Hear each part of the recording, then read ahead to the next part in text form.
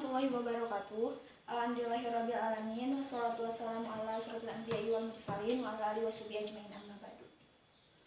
Pertama-tama mari kita panjatkan puji dan syukur kehadirat Allah Subhanahu wa taala yang telah memberikan kekuatan, kesehatan lahir dan batin kepada kita semua, sehingga kita dapat berkumpul di tempat ini dalam rangka menghambakan diri kepada Allah Subhanahu wa taala. Sholawat dan salam tidak lupa kita kirimkan kepada junjungan kita Nabi Muhammad SAW yang telah mengantarkan umat manusia dari peradaban hidup yang jahiliyah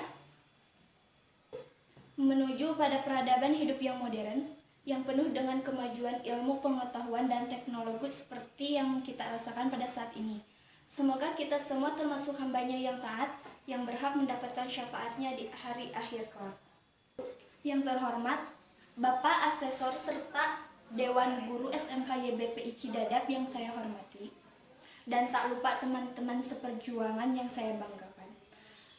Perkenalkan, nama saya Rizka Ristiani. Di sini saya akan mempresentasikan PowerPoint laporan hasil dari prakerin di kantor pos Sagaranten selama 3 bulan yang berjudul Penerimaan dan Pengiriman Pos Ekspres. Latar belakang, Pos Ekspres adalah divisi operasi yang dibentuk oleh PT Pos Indonesia.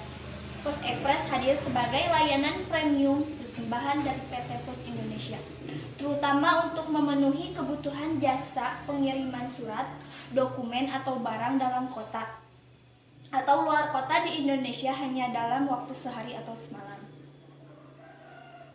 Surat menyurat dengan cepat, tepat, dalam waktu yang singkat. Pengiriman surat semakin hari semakin canggih, bisa melalui dengan jenis kiriman pos ekspres. Adapun maksud dan tujuannya, maksudnya pembelajaran berbasis kompetensi, based training, kompetensi. Peserta didik mengembangkan kompetensi. Dengan kemampuan menerapkan kompetensi, diharapkan peserta didik berani menghadapi tantangan, menghadapi dunia kerja. Dan tujuannya adalah peserta didik memahami prinsip-prinsip berbasis kompetensi, mengenal nilai-nilai dunia kerja secara komprehensif.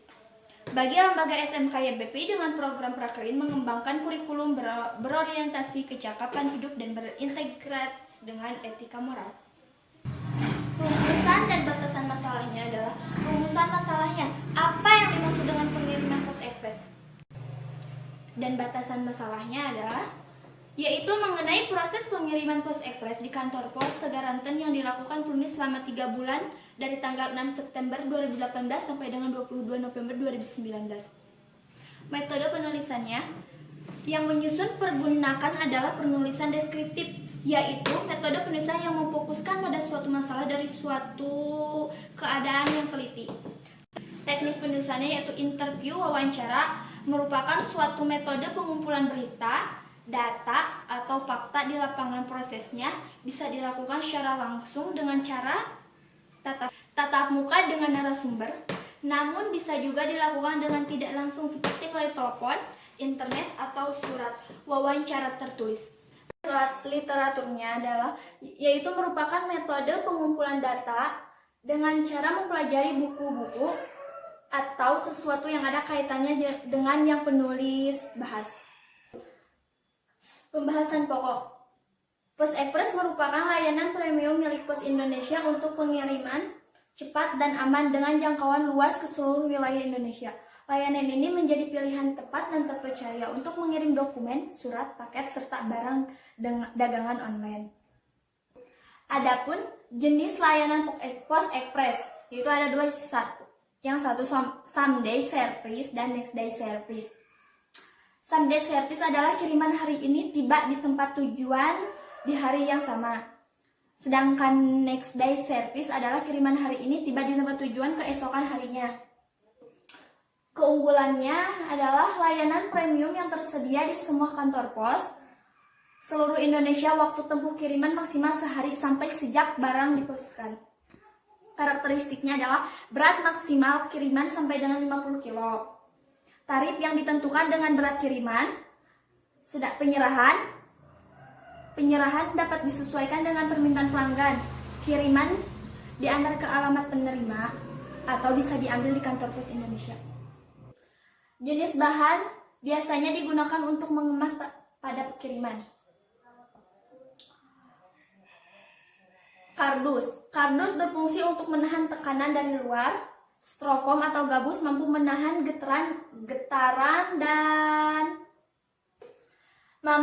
tekanan dari luar.